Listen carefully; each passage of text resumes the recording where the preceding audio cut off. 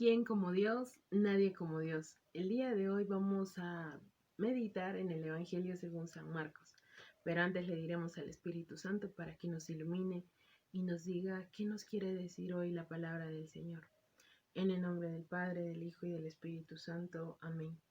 Ven Espíritu Santo, ven por medio de la poderosa intercesión del Inmaculado Corazón de María, tu amadísima esposa. Ven Espíritu Santo, ven por medio de la poderosa intercesión del Inmaculado Corazón de María, tu amadísima esposa. Ven Espíritu Santo, ven por medio de la poderosa intercesión del Inmaculado Corazón de María, tu amadísima esposa. Amén. En el nombre del Padre, del Hijo y del Espíritu Santo. Amén.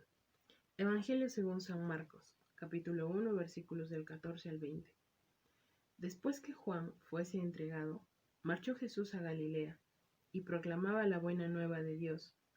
El tiempo se ha cumplido y el reino de Dios ha llegado. Convertíos y creed en la buena nueva. Iba Jesús bordeando el mar de Galilea cuando vio a Simón y a su hermano Andrés largando las redes en el mar, pues eran pescadores. Jesús les dijo: venid conmigo, y os haré llegar a ser pescadores de hombres. Ellos dejaron las redes al instante y le siguieron. Continuó caminando un poco y vio a Santiago, el de Zebedeo, y a su hermano Juan, que estaban también en la barca arreglando las redes. Al instante los llamó, y ellos, dejando a su padre Zebedeo en la barca con los jornaleros, se fueron tras él. Palabra del Señor. Gloria a ti, Señor Jesús.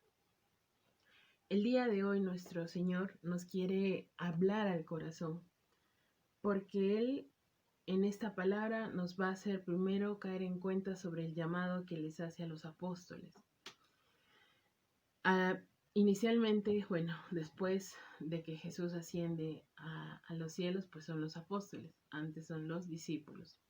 Entonces aquí vemos cómo el Señor, en este paso, en este misterio de nuestro Jesús en Galilea, nos hace ver de este llamado a la vocación de cada uno de ellos, ¿no? En este caso que son los hermanos Simón y Andrés, y en el otro caso tenemos a Santiago y Juan. Más adelante les daré un dato curioso respecto de Santiago y Juan. Hay algunos aspectos importantes que debemos de mencionar respecto del Evangelio, ¿no? Primero, nos menciona sobre el tiempo se ha cumplido y el reino de Dios está cerca. ¿A qué tiempo se refería el Señor? Pues al tiempo en el que la plenitud de la alianza de Dios se ha realizado completamente en Jesús y lógicamente enviándonos al Salvador, al Mesías, al Señor, es que se cumple toda alianza con Jesús.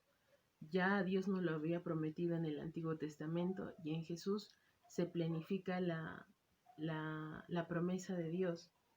Entonces, ¿qué tan cerca está este reino de Dios?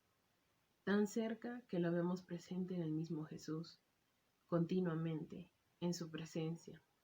Y eso es lo más hermoso, ¿no? Que se cumple toda voluntad del Padre en Jesús.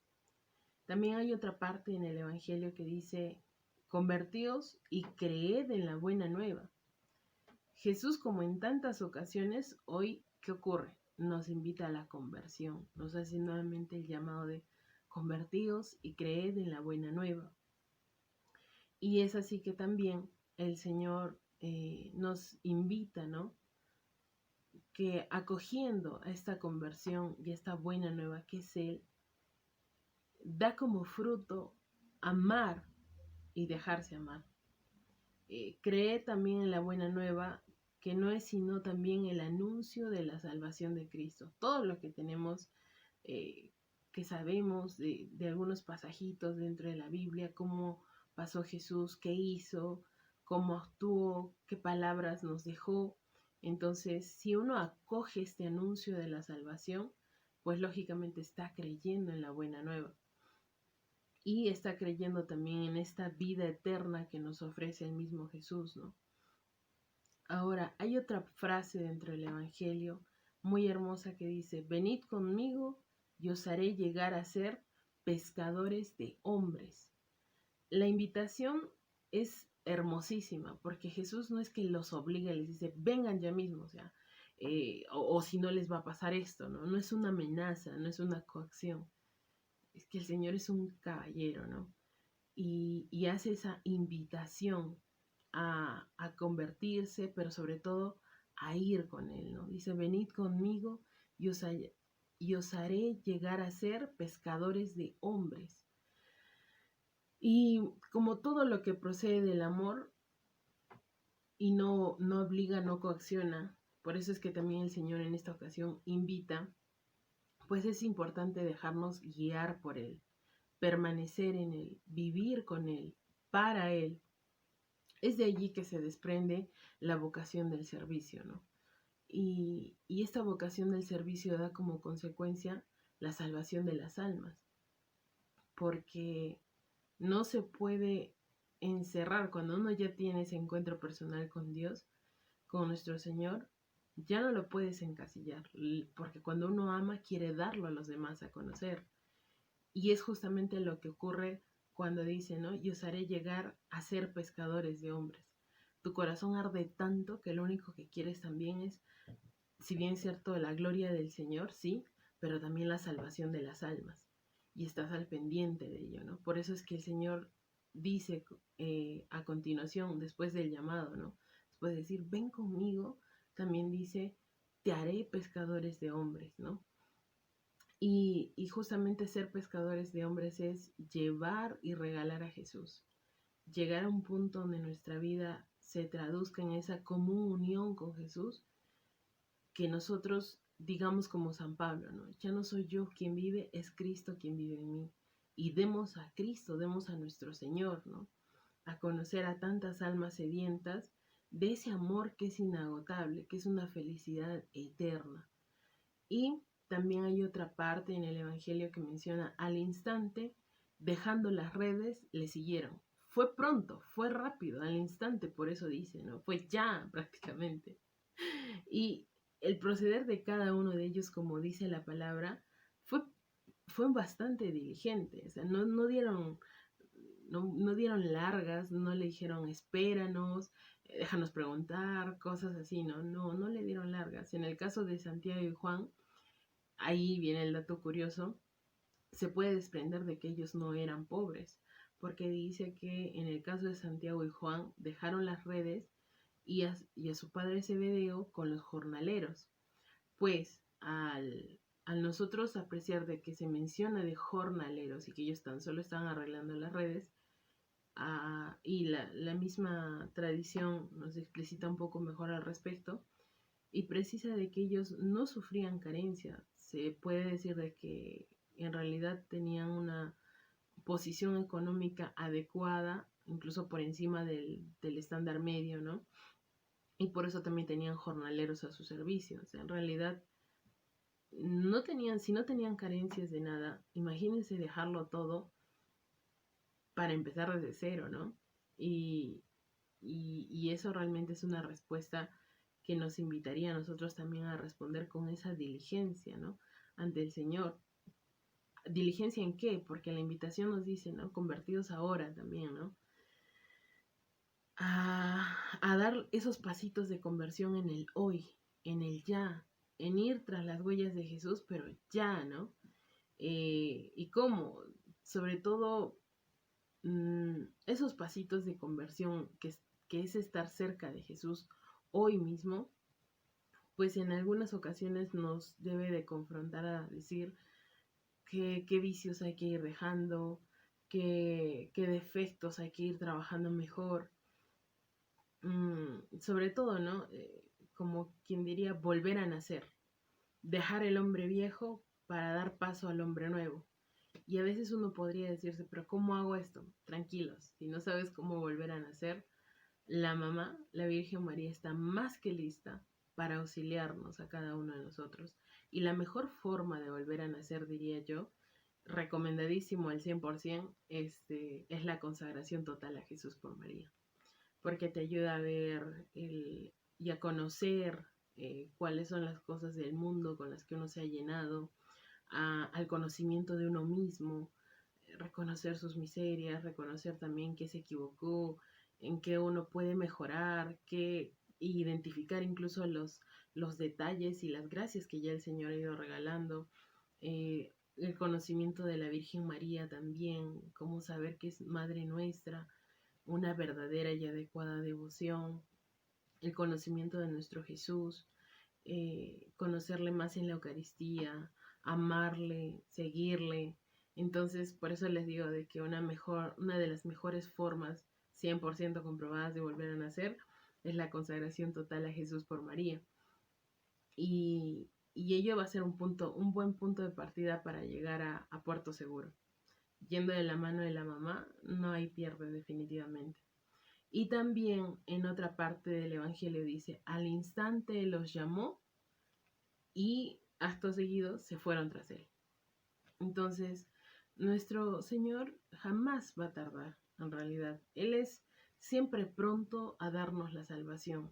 Vino en el momento exacto. Por ello también se quedó ¿en dónde? En la Santa Eucaristía. Y todos los días lo tenemos ahí, 24/7 en la Santa Eucaristía. Y para nosotros sería la pregunta, ¿será que vamos a ir tras él? Sabiendo dónde le podemos encontrar, en la confesión, en la Santa Eucaristía, en esa adoración al Santísimo, ¿será que vamos a ir tras él? ¿Será que seremos prontos y diligentes a lo que el Señor nos dice hoy? Los discípulos lógicamente ya dieron su respuesta de amor, ¿no? Y en adelante, claro que la tuvieron que seguir luchando, pero ellos sabían que ya no estaban solos, ellos sabían que su patria real era el cielo. Entonces nosotros también apuntar a ello, ¿no? Y sobre todo para mantenernos vigilantes, ¿no? En nuestros verdaderos enemigos espirituales y vigilantes también en que nuestra patria está en el cielo.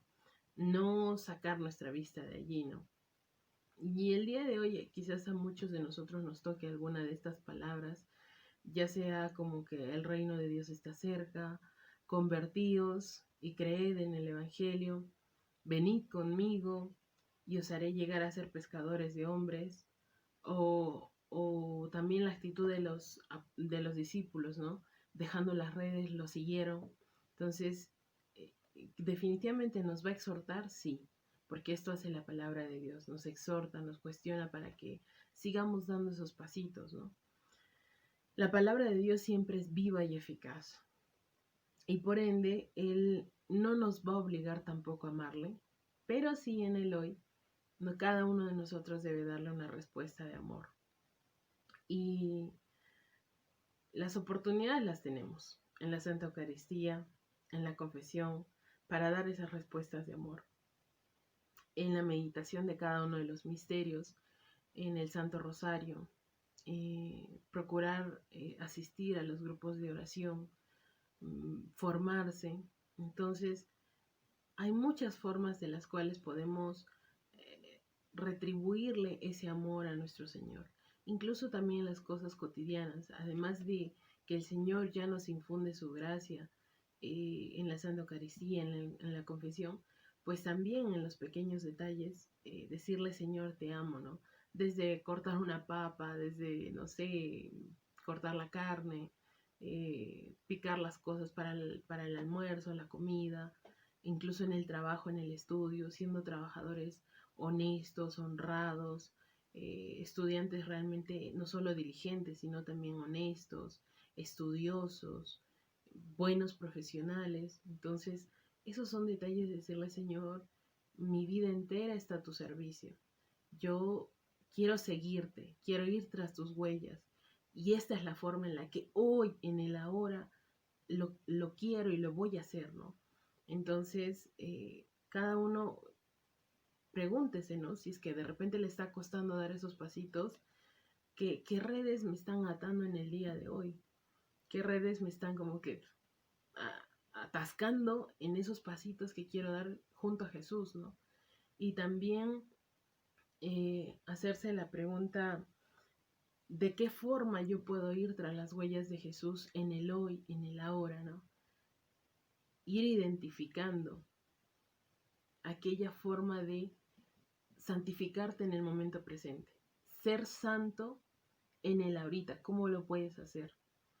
Mejorando en ese trato con las demás personas, siendo más amable, siendo humilde, eh, sin desesperos, con más confianza en el Señor, amando mucho a la Santísima Virgen María, como madre tuya, saber la madre nuestra, ¿no? Entonces, hay muchas formas de hacerlo. Solo es cuestión de estar atento, prestar mucha atención, no dejar que las cosas del mundo nos distraigan y ser prontos, ser diligentes, como lo fueron los discípulos. Eh, si él en algún momento alguno de aquí, si él siente el llamado de responderle en una vocación en concreto, hacerlo, hacerlo de una, que las almas aguardan. Y si Dios ha dispuesto eso en ti, pues hacerlo. Que la gracia del Señor esté con todos ustedes.